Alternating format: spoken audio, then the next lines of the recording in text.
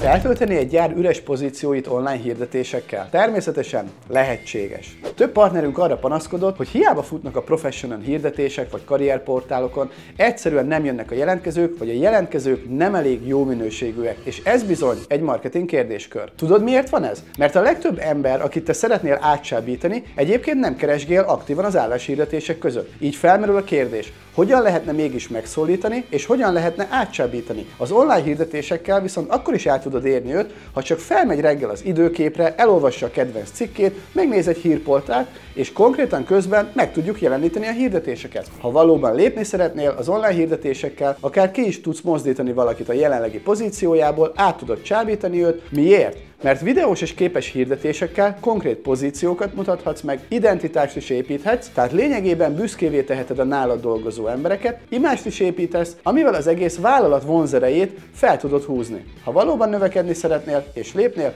akkor keresd minket bátran!